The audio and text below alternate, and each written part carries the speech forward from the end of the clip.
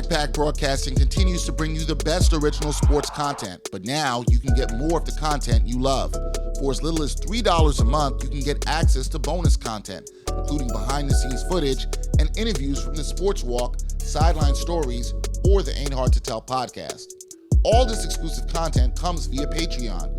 There are tiered levels of patronage, and each Backpack Broadcasting patron receives exclusive perks. Your support helps Backpack Broadcasting create more of the original content that you love. Visit Backpack Broadcasting's Patreon page and become a patron today.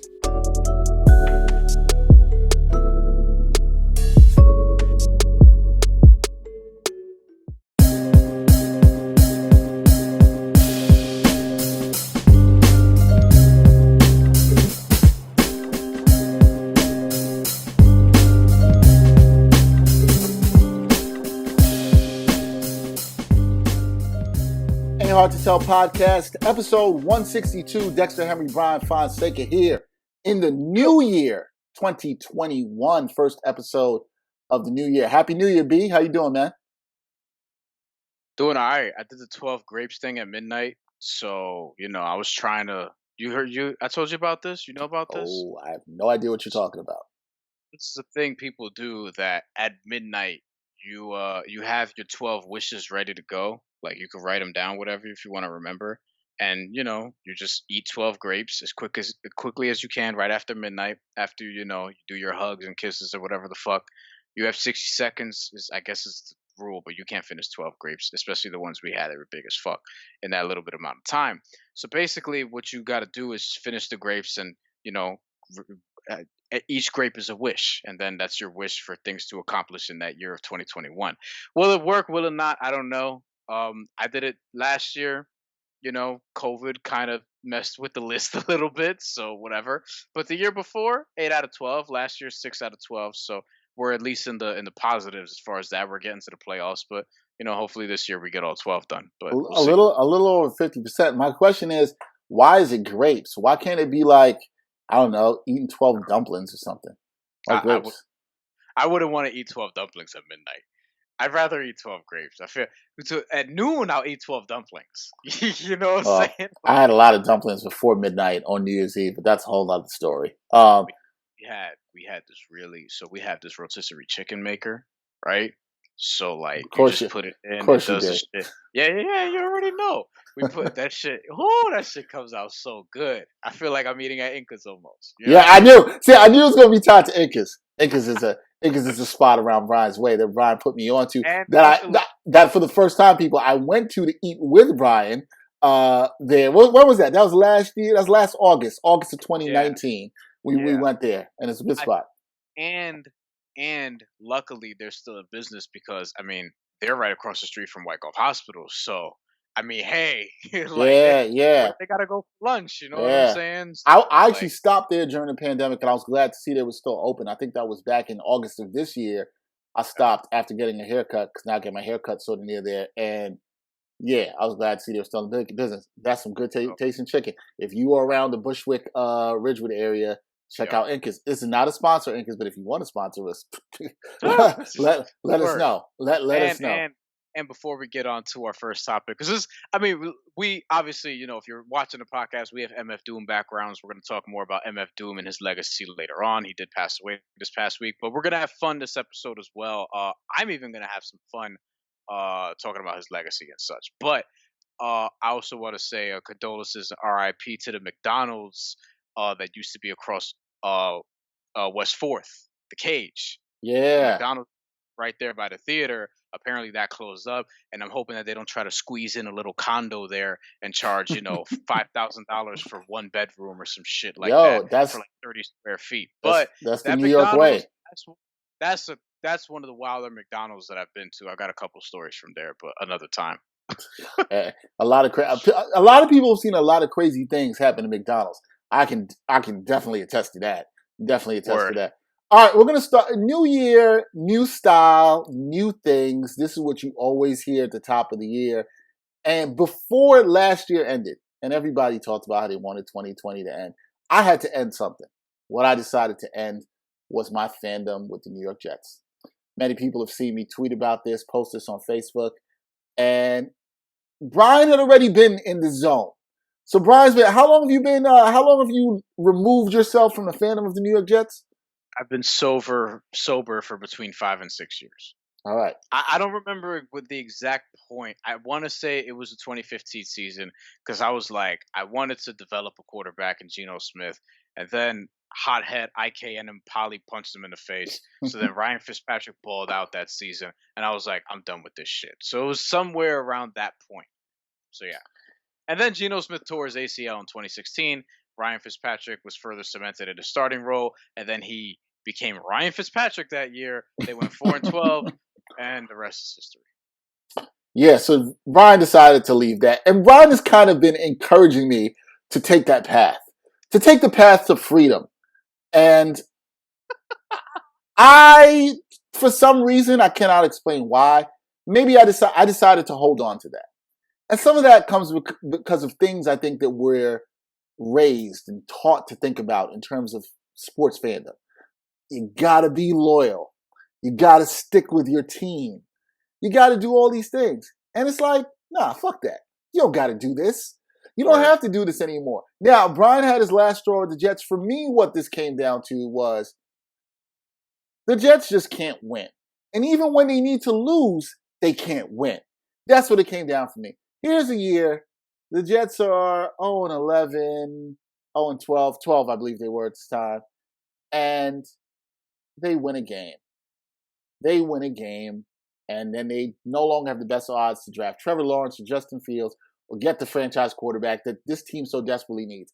As Brian said, Brian, which you have to see that was probably better and smarter than me, decided at a much younger point in his life and time spent rooting for the Jets that he had enough of this shit. And I decided to spend, at the time when I ended this relationship, 30 years of rooting for this franchise that didn't love me back. Now, I want to address some stuff because when I announced this, I got a lot of responses from people, especially on Facebook. Some people saying, Dex, how could you do this? You can't leave the team. First of all, stop. I can do whatever the fuck I want.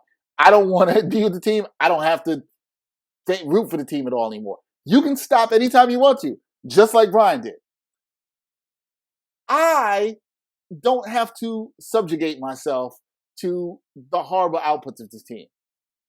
Yeah. Brian talked about the fact how he was hoping they would develop a franchise quarterback. And you know what I've been waiting for 30 years? A franchise quarterback. I haven't seen one at all whatsoever. How is it that your team has existed for 30 years and you haven't seen one quarterback that you're like, man, get me to the promised land? You know who the Jets' best quarterback in my lifetime is? Tell the people, Brian, who the Jets' best quarterback I've seen in my lifetime is. The same one as mine, Chad Pennington. Chad Pennington. And that's the best we've ever had. Best we've ever had. No disrespect to Chad Pennington. We like Chad Pennington. Solid quarterback. Got us to an AFC championship game. I was at that AFC championship game in Pittsburgh. More in Pittsburgh later.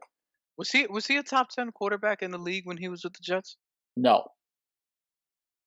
Maybe. This is all right there. Maybe in 02 or something like that. Maybe in 02 he was right at 10, but no. Yeah. Chad Pennington couldn't really throw the deep ball, didn't have a strong arm, very accurate quarterback, pretty good. You trade him every year in Madden and NFL 2K. Pretty good in the West Coast offense. And if you were playing Madden, one of the things you probably realized was it was a good thing to trade him because there was a high likelihood that he was going to get hurt, which was actually pretty accurate in real life. So, yeah, that's the best I have seen as a 37-year-old man, and Brian has seen at his age. That's not good. Why are we doing this? And then when the team needed to lose so to get the number one pick, they couldn't do that. And what do? They don't win one. They win 2 games in a row. And that's what I said. I'm done. I haven't been watching too much of the NFL. Didn't care too much about the NFL in the last couple of years. I check in every now and then this season to kind of see what's going on. But I said, you know what? I'm going to attach my fandom to another team. I'm not a bandwagon jumper by any means, but I want to attach myself to a team that might love me back. The Jets haven't loved me. Have the Jets taken me to a Super Bowl? No. They haven't been in a Super Bowl since 1969. Now, some of you out there may say, hey, Dexter, you're a Mets fan, and you're also a Knicks fan, which means you know about some pain. That's true.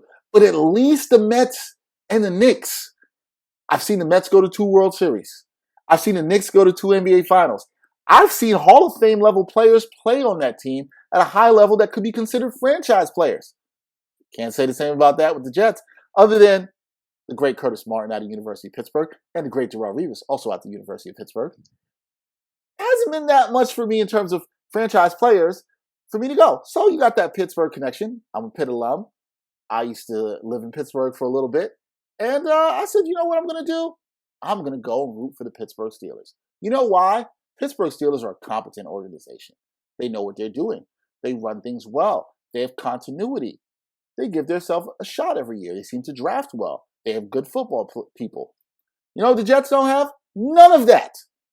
So I'm done. I'm out. I'm finished. And you know what happened, Brian? I have to tell you about this. The night I announced this, I had someone who was a Jets fan call me.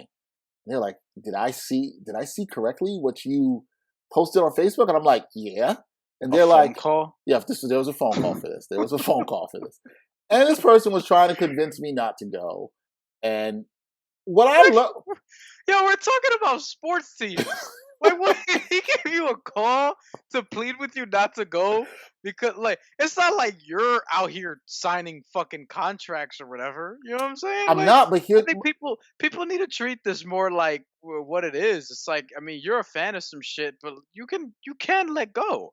You know what I mean? Like, you don't have to just stick through it or whatever. If you're a fan of an artist and they do some fuck shit, are you just gonna stand by them if it's like really, really bad? Well, I mean, you know what I mean? If it's the answer to that is yes. People have done that with people like R. Kelly. People have done this. So Kanye West. Yeah, people have. Yeah, people do it every day. Which is, I mean, I guess more benign than R. Kelly, obviously, because he didn't commit a crime necessarily. Although apparently he's not paying his choir for whatever, but that's neither here nor there.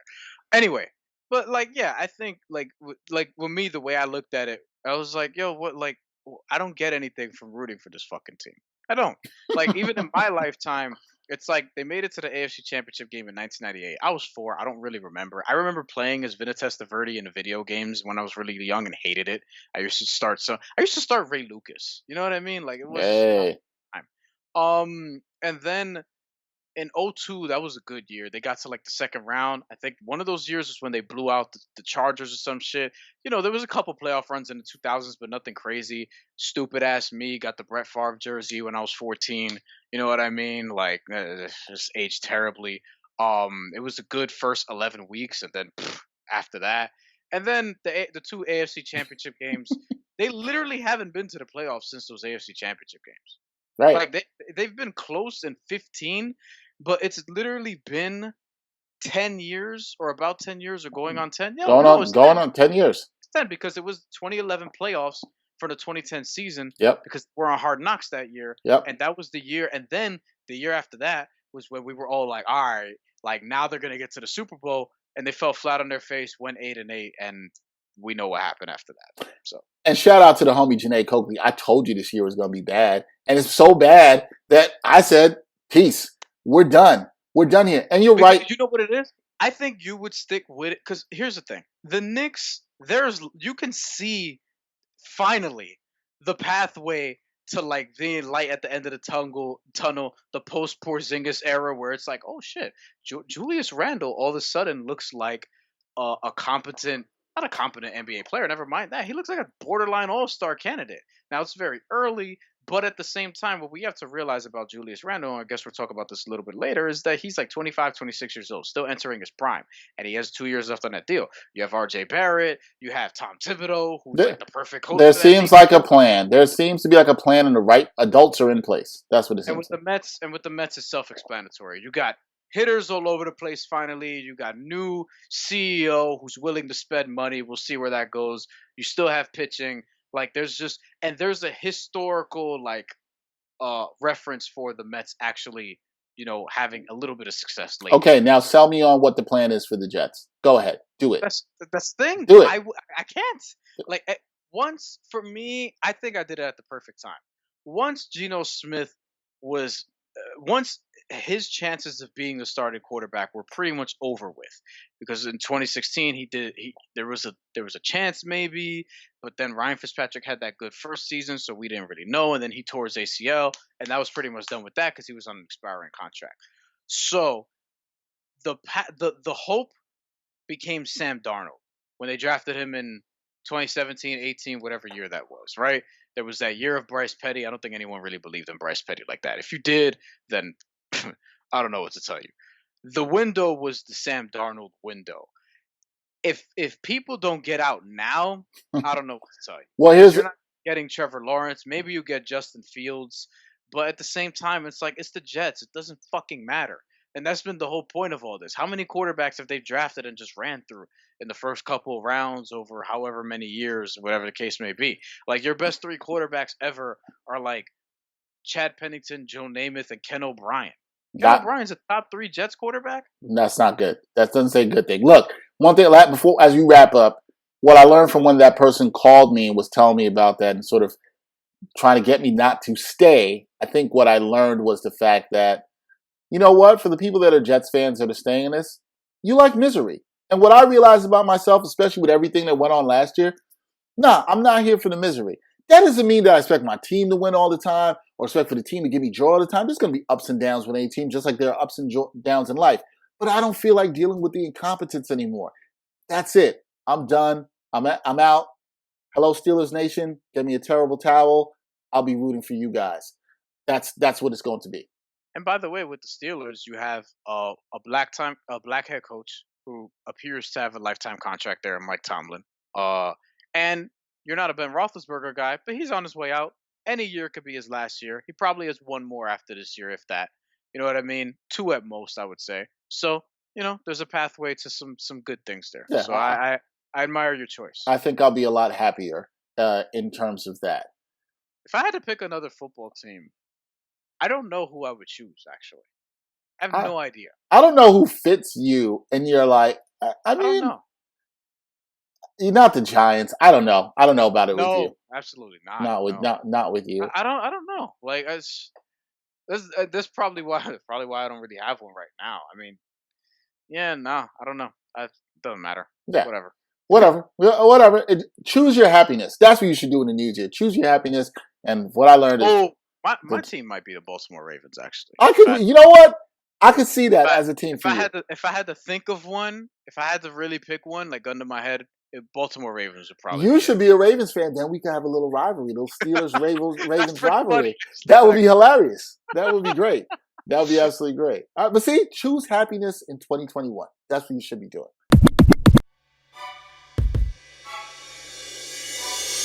Hey everybody, Brian Fonseca here to tell you about the multi-time award-winning series out now that is Side Hustle, which is created, executive produced, hosted, and edited by me, Brian Fonseca.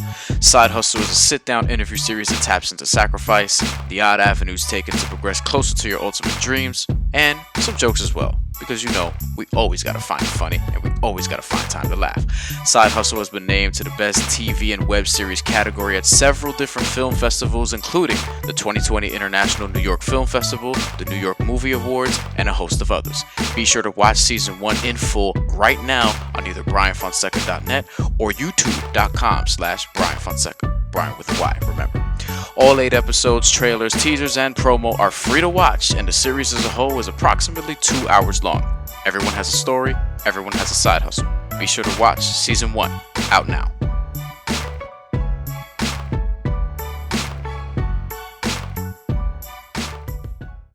The hip-hop world was saddened by some news late last year, I should say, into the new year, right into the new year.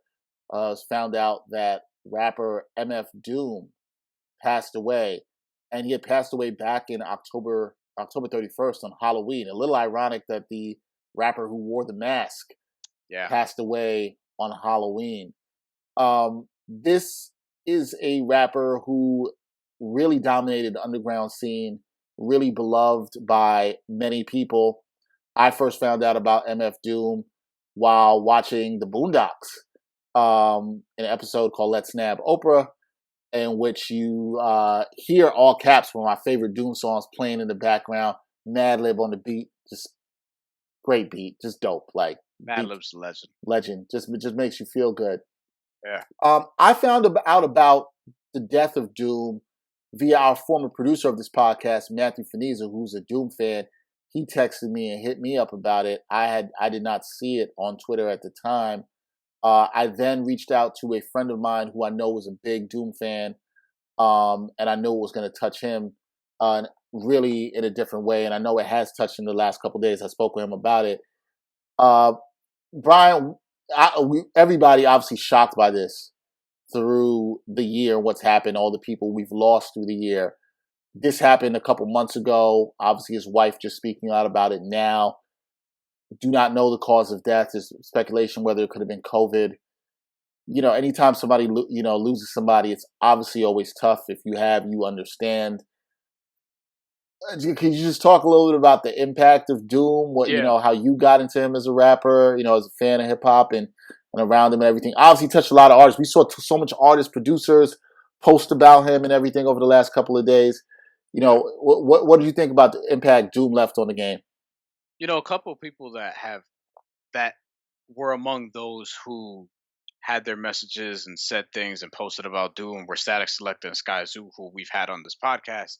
And that's sort of the cloth that MF Doom came from, that underground, like really high bar lyrically. Like everything that he was doing, there are elements of what you hear today, right? Like I talked about this EP that I heard last year that I really like, one of my favorites, called Unlocked, with Denzel Curry and Kenny Beats.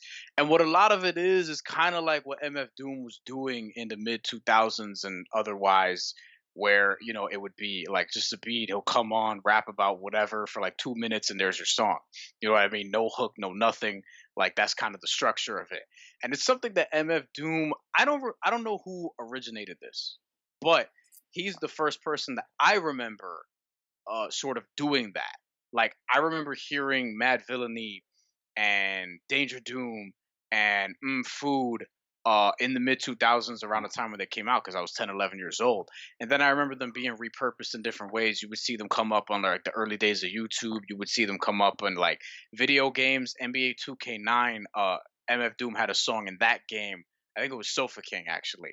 And that was because of, the Aqua Teen Hunger Force stuff. He was doing stuff with Adult Swim. And, Adult Swim was kind of like the naughty channel for like teenagers at the time. So we would stay up late and try to watch some of that shit. So it kind of crossed over. And you could see why people like Tyler, the Creator, and Earl Sweatshirt and people like that were big fans of his. You know what I mean? And he spoke to a lot of people. There's a lot of people who you'll find that MF Doom is in their top 5, 10, 1 of favorite artists ever. I think that if you're, people were doing top 50s and top 100s at various points of last year and the year before, I think MF Doom is somebody whose name you're going to see a lot of on that list. And in terms of impact, I mean, on underground hip hop, he's one of the first guys that I think about. We both love underground hip hop. He's unquestionably like one of the first guys that I think about in terms of just underground hip hop, period, when you say that phrase, when you say that term. And then just as a rapper, like obviously Mad Villainy, like a lot of people herald it as one of the quintessential hip hop albums of the 2000s. Food is actually my favorite MF Doom album that came out the same year. I think that MF Doom also has a strong case for rap MVP of the year 2004. That's another discussion for another day. But for me, like I listened to him a lot in high school, but I smiled a lot, like listening to MF Doom. He just fucking made me laugh. You know what I'm saying? Like he just had a lot of lines that just made me laugh. And I was just going through a lot of the songs because I've been listening to a lot of Doom back because I haven't listened to a lot of Doom in a while. And the stuff that he was putting out, I wasn't following as much in recent years or whatever, unfortunately. But I went back over the last few days and listened to Vomit Spit again and again and some other songs. And he just has some funny ass fucking lines. Like, I don't even know how to say it. Like on Vomit Spit, he has this one part. He says, rake it, take it like the good, the bad, the ugly. Break it rolling through your hood in the caddy buggy. It's a butter softly, leather flossy, fatty juggy. Always threw me off when she told me, Daddy, funk me. And it was just his delivery was just fucking hilarious. You know what I mean? Yeah.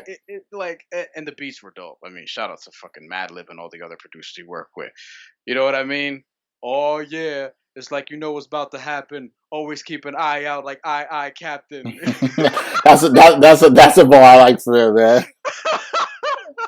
You know what I'm saying? Like it was Yeah. all over the He place. had an uncanny delivery for sure. There's no doubt about that. It was extremely unique. Styles definitely unique. I mean, I think that's what always makes some of the best underground guys throughout history that we've seen. The guys who kind of really ushered in now, and even back in the '90s in the underground sound of early days of Sound Bomb and Lyricist Lounge and that kind of stuff. Whether it was guys like Talib Kweli and Mos Def, continuing with Doom, they kind of really always have a unique style of delivery that connects with people in a variety of different ways. So, yeah, you definitely saw the outpouring of love from the hip hop community. You talked about Sky, you talked about Static, and what they had to say. I saw Joey Badass, obviously, Yeah.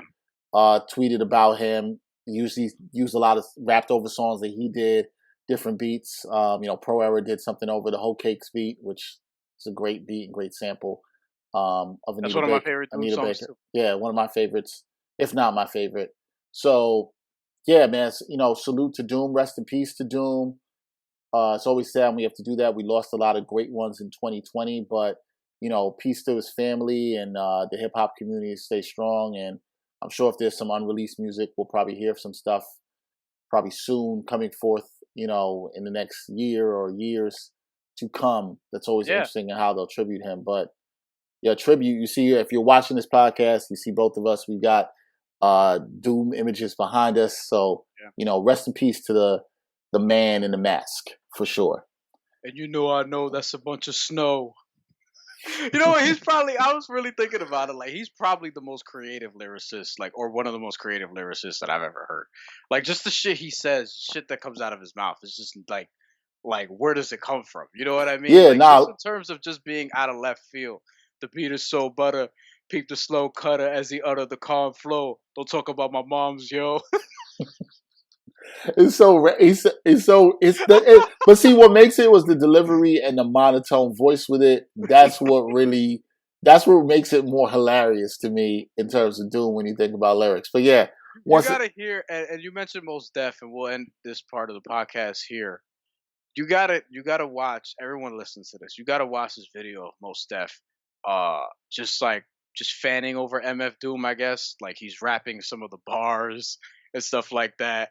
I forget which song, but it's one of Doom's best songs. I don't know if it was all caps and it wasn't Meat Grinder, but it was Beef Rap. He was rapping bars from Beef Rap. It was fucking hilarious. In that video, he also says that he would take MF Doom over Lil Wayne. He'll put $1 million on that.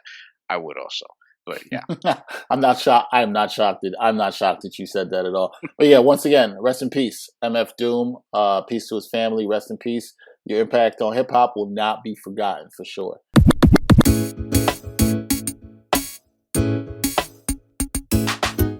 The Sports Walk is back. Watch Season 3 of Backpack Broadcasting's original web series that brings you the opinions of real sports fans. The first 2 seasons and current season are available now for viewing on the Sports Walk YouTube channel and Facebook page.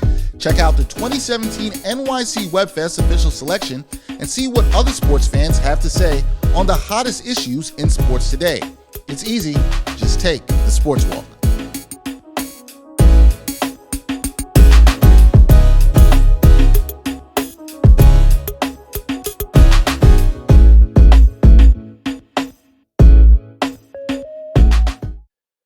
NBA season is underway.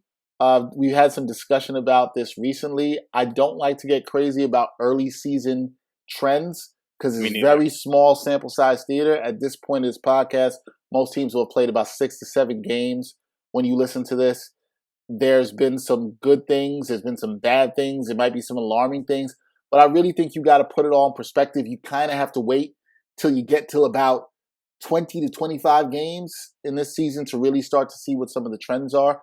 One of the things we've seen is we've seen a good amount of blowouts. I think that has a lot to do with the fact that you maybe don't the crowd not being there. I don't think we saw this as much in the bubble. I think a lot of players were juiced. I wouldn't also read too much into that because I think intensity will pick up as we get further down the season and closer to the playoffs. But I do think that when you're getting blown out in these much quieter arenas and you don't have fans to sort of charge you up to get you back, I do think that's a factor. I definitely do think that's a factor here. Look, at the time of recording this podcast, the Knicks are at 500. I, as a Knicks fan, will say that I am not getting crazy excited about this. However, I do like what I'm seeing in effort, especially on the defensive end. I do like what I'm seeing from Tom Thibodeau. I do like seeing how he's holding these guys accountable. You mentioned Julius Randle earlier. RJ Barrett, up and down, but seems to be coming along and still showing confidence. There's clearly accountability and work ethic that I see in this team that I have not seen in about 3 years. It's good. It's encouraging. I think Knicks fans should be encouraged. I don't think they should be jumping over the moon, going crazy. I just think they should say, hey, this looks like the start of building something good here.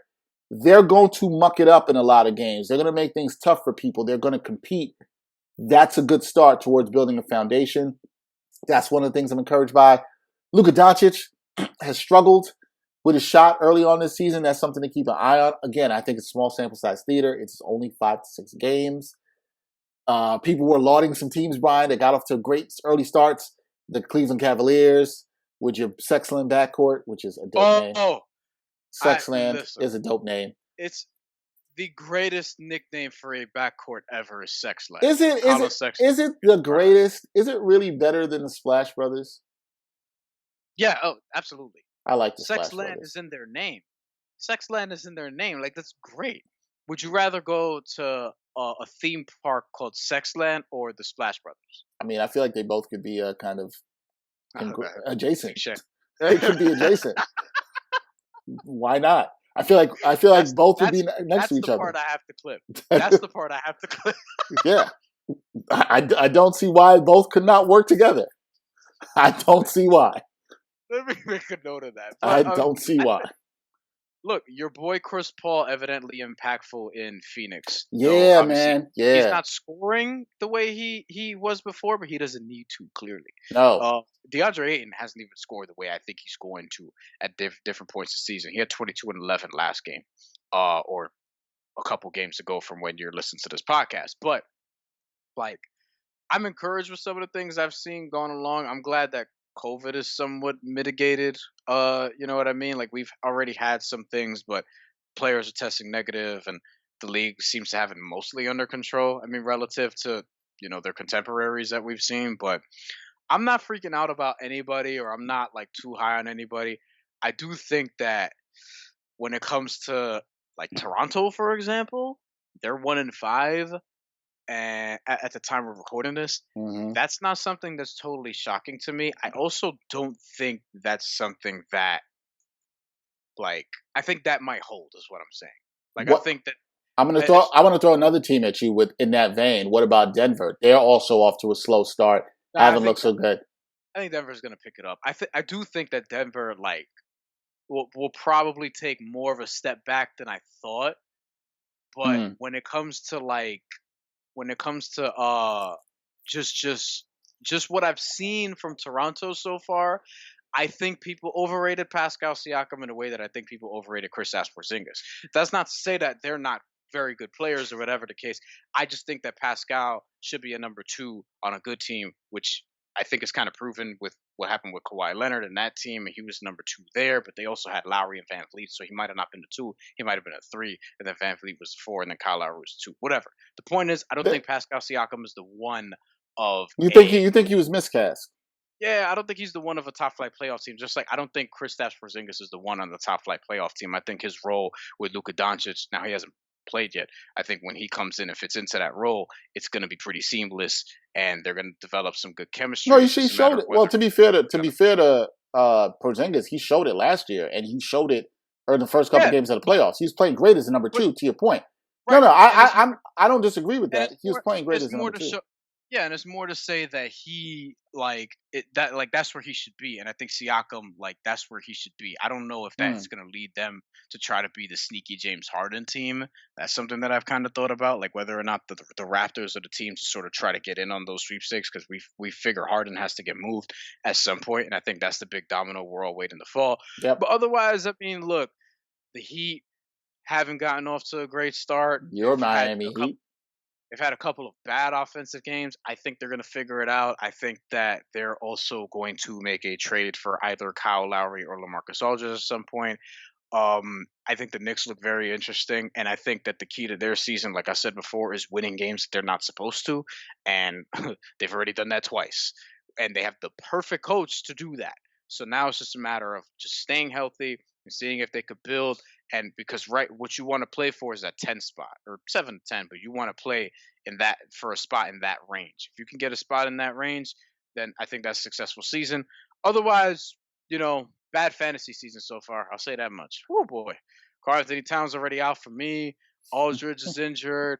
I'm gonna be 0-2. I might lose again next week. I'm gonna have to make a trade at some point to salvage my season. Quite the contrary for me. Really good fantasy season.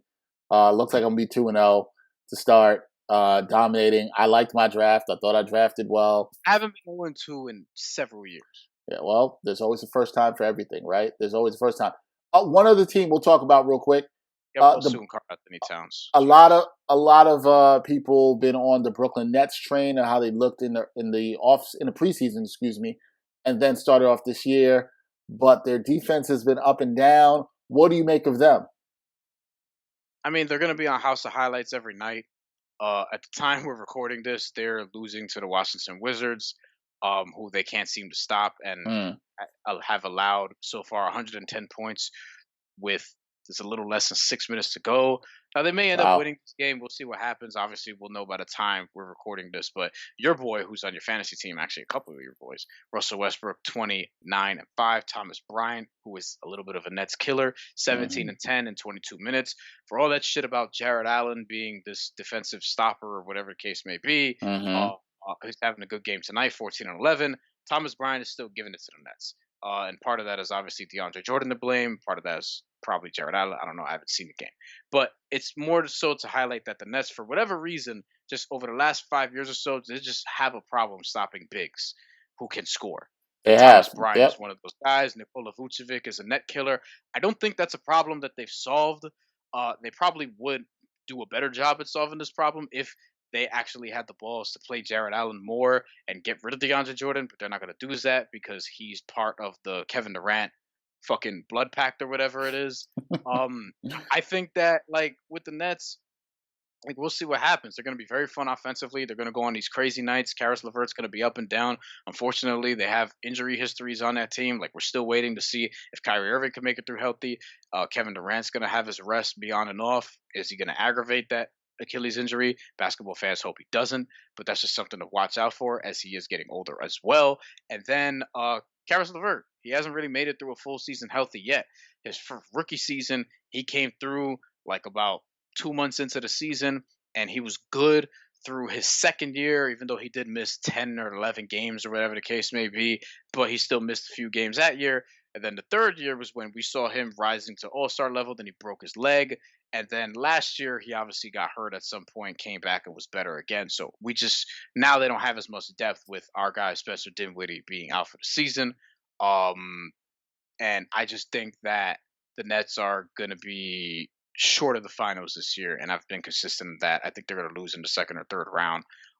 Because not just because of defense. I just don't think that because people are looking at talent. And you know how I think. I think talent doesn't really mean shit if you don't have certain other elements. And I don't know if they have toughness. I don't know if they have a level to get to defensively that can match what Milwaukee could do. Yeah, see could do. Yeah, see Boston could do. Yeah, that's kind of the key. Those are the two keys for me. I'm not sure. I mean, it's still early. This is small sample size theater. I'm not sure about their toughness. I'm not sure about. We've been saying this is consistent. Yeah, this is consistent. This is consistent. People are hyped now because people are just grading games minute by fucking minute by fucking minute, which you can't do. You just have to look up 20, 25 games from now, and then let's talk. And I think that's a good way to end it. We got to look. Then there are questions about every team. for the most part, maybe outside the Lakers. But you kind of really just have to look at this in a 20-game sample, 25, and then come back and let's reassess. But, interesting start to the NBA season. It's interesting with everything that's going on with the scheduling, with fans not being there, etc. But, this Ain't Hard to Tell podcast. We love the NBA. We'll have our eye on that. One time for your mind, one time. One time for your mind, one time. One time for your mind. Interesting stuff this week. Brian's going to bring up something that we talked about a little bit before regarding Dan Le Batard, iconic radio podcast host, his final show on ESPN. And I have something I came across I thought was an interesting read about how the coronavirus vaccine is being released and maybe it not being released as fast as we thought it would be. Brian, what you got this week for One Time for Your Mind? Typical. For this administration, yes. For this fucking country, if you really want to get down to it. But, yeah, true. Dan Le Batard is going to be short and sweet. I think, I wrote something that is now up on Deadspin by the time you'll be hearing this, and just sort of about his impact. I talked a little bit about meeting Dan briefly, and just that day, Le Batard live at Gramercy Theater and how impactful that was as well. It's an event that they did at Gramercy Theater that sold out 500 tickets in 30 seconds. They really underestimated how big their own show was, which is typical of the show if you follow them, which is pretty funny. But yeah, ESPN, that's a huge loss for them. I'm telling you right now, like to have Le Batard go, and we'll see what their plan is. I'm positive that they have one. They haven't said what it is, whether it's be independent for a while, whether it's go somewhere else where they can house a lot of stuff. I wouldn't be surprised if I looked up in however many months from now and Dan's got his own network funded by himself, and maybe there's some sort of paywall or Patreon situation or whatever the case may be, and he tries to bring in some of the people that he worked with at ESPN and put on. But this is somebody who is responsible for putting on a lot of people. L. Duncan, Bomani Jones, like a lot of people were on highly questionable, and a lot of people got their reps, got recognition, got their sort of TV time from being on that show, from Dan just kind of approaching them, Sarah Spain, Mina Kimes, Pablo Torre, and having them do so, Jamel Hill, before she ended up leaving the company. Like, this is a lot of people. There's a lot of people that really fuck with this dude. A lot of people that really fuck with this dude, and that's what it comes down to. And then to have a Latino voice in sports media where we don't have a lot of that, like that shit matters a ton. So that's mainly what I wanted to sort of thank him for. As far as his ESPN journey goes, and going to be supporting whatever's next, because now is when the shit's about to get good and fun. Like, I'm like, people thought like the ESPN shit, like, oh man, the show's leaving, the show's ending there. Now this shit is gonna be lit. Now I don't have to listen to certain fucking ads that I don't want to hear anymore. You know what I'm saying? Like, there's just some ads where it's like it's just shit that I Yo, don't hold care on. We're gonna have to one day do a segment on the ads you don't want to hear. This is gonna be interesting. Let's save that for a segment, because I think that could be actually interesting. I'm so intrigued to hear that. Yeah, but to wrap it, this is one of the, like, of my lifetime, this is the probably the sports voice that has resonated with me the most. The one who has sort of formed in some ways a lot of the ways that I do things, that I'm sure there are other people that can say the same. So it was very important for me to, one, meet him, two, write that, and three, just to sort of say this. And obviously good luck to him and Stu Gotts, Mike Ryan, Billy Gill, Roy Bellamy, Chris Cody, Tony, and all the guys, and definitely looking forward to whatever they have going on next. Yeah, shout out to him and the whole crew. Shout out to Dan and the whole crew and what they have going on next. Those voices definitely matter, and definitely check out Brian's article on that on Deadspin. For me this week on One Time for Your Mind, I want to talk a little bit about COVID. That's dominated a lot of the topic of 2020, and rightfully it should have, and it's probably still going to dominate a lot of the conversation of 2021. And now the vaccine has been released and being administered to people, and all the conversation now is about this country reaching herd immunity. This is what we want. We want people to be able to go back out and be safe and feel good, and we can have sporting events with large crowds again, and all that sort of good stuff. But last week on Monday, the last Monday of the year, the CDC, Center for Disease Control and Prevention, reported that 2.1 million doses of coronavirus vaccine had been administered within the previous 2 weeks. And so, yeah, that might sound like an impressive number, but in terms of what the current administration had promised, it's not really that impressive of a number, right? So if you look at some math around this, and I saw this article that was written in the Washington Post, this was by Leanne Wen. She talked about the math around this with Anthony Fauci, government's top infectious disease doctor, estimated that 80 to 85% of Americans needed to be vaccinated to reach herd immunity, right? And both these vaccines are out, the Pfizer and the Moderna, they require 2 doses. So people have to get 1 shot and then go get another shot. Now, some numbers, some math, people. Sorry to put all this math on you, Brian. But 80% of the American population, that's about 264 million people. So, to administer, you have to administer 528 million doses to achieve herd immunity. Now, the problem is the rate at which we are giving out the vaccine is not really great at all. And this was crazy to me. Check this out, B.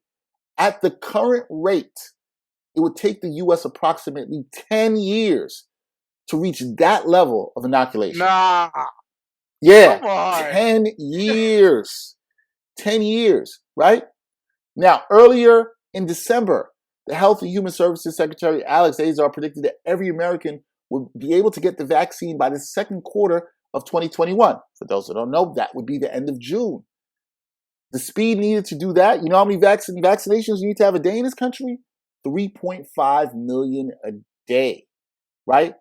We're not even close to doing that at the numbers that I would do that. We're not close to doing this at all, right? And so you need to really speed up and bring up these numbers and do this. Even if they give 4 million doses of the vaccine in the first 2 weeks of this year, 2021, that's still obviously short of what I just said. That's 4 million in 2 weeks. We need 3.5 million a day. And we're doing this. Now, the problem is people can say, hey, Dex, this is hard to do. This is hard to get this done. But look, this administration that is on their way out, they promised to accomplish 20 million doses by the end of 2020. That hasn't happened.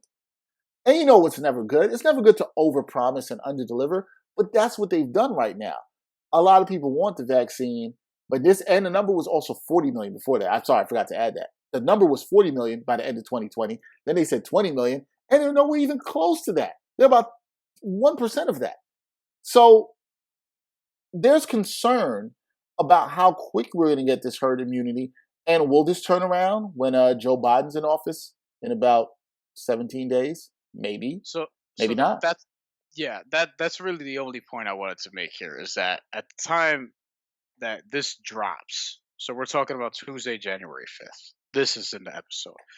That means 15 days left until the inauguration. Yes. Symbolically, that also means 15 days until Hitman 3 drops. You could draw whatever link that you want between those two, but I feel like there's some irony in that for some reason. And I just want to say, like, I think that's what it comes down to. I think there will be an acceleration once there is an official handing over of the keys to the car and we see what happens there. I would like to think. Because obviously one of his whole points, Joe Biden being, is that, like, we're going to get rid of this and he's going to take the steps needed to do that. Now, I think it's obviously going to take a lot of work, and it's not just on him. It's just on, like, it's on us, really. It's on him. It's on everybody to sort of do their part, or as many people as possible to do their part. Now, we need to be able to take those steps. And I think that we're going to do that when there's a shift, when there's a turnover in the White House, trickling on down to otherwise, and hopefully we can win these Georgia runoffs also. By the time you think to this podcast, this will be an important day for that as well, because then the Senate there will be some impact, there will be some ripple effects on that election as well, as far as how things go nationally. So we have to watch out for all that. But absolutely. And I to wrap this, I thought in this article or op-ed column I read by Leanna Wen, she brought up that she didn't just criticize, she said there had to be solutions, which I love. And she was basically saying that there needs to be 3 things that the federal government needs to do. First, set up a real-time public dashboard to track vaccine distribution, which I thought was really good for the people. Second, publicize a plan for how vaccination will scale up dramatically. So according to her, states have already submitted their individual plans to the CDC, but what she's saying that we need to see is a national strategy that sets ambitious but realistic goals, right? At least let people know what the goals are and how we get this. When you set the goals at 40 million and 20 million and then you don't deliver, that's not necessarily a good thing. And the third thing she said, acknowledge the challenges and end the defensiveness. The public will understand if initial goals, this is a quote from her, need to be revised, but there must be willingness to learn from missteps and immediately course correct. I agree with her 100%. There has to be clear and full transparency. There has to be a plan. We haven't seen that so far, but like you said, B, hopefully maybe 15 days from the time you're hearing this podcast that it was released, there will actually maybe be a plan that is in conjunction with the federal government and the states to getting the vaccines to people as effectively as needed be, so you can have a realistic goal of herd immunity, possibly sometime in 2021, maybe early 2022, but at least let's know how this can happen and we can see how it can happen, and that would be nice. That's it for this episode, the first episode of 2021 for the Ain't Hard to Tell podcast. Please be sure this year to continue to support us as much as you can. We're going to have a lot of great things for us to do through this podcast. Be sure, as I said, check out Brian's article on Dan Le Batard on his impact as a sports voice for not just the Latino community, but all of sports and how important that is. That is up on Deadspin. Be sure to check that out right now. Also, you can check Brian and I out. We've been recently doing a new show on the Props Network surrounding some stuff with NBA and betting. It's called NBA Picks and Props. You can check that out as well, too. We'll be doing more with that this year. And we got more great news, a lot more great announcements, a lot more great content to come in the new year. There's some great stuff that we have coming up to announce. We can't wait to tell you all about that. But we appreciate y'all rocking with us. Continue to support us. That is it. Episode number 162, unbelievably already, for the Ain't Hard to Tell podcast. Whole baseball season's worth. Oh, baseball season's worth. That is right. For Brian Fonseca, I'm Dexter Henry. Until next time, y'all. Peace.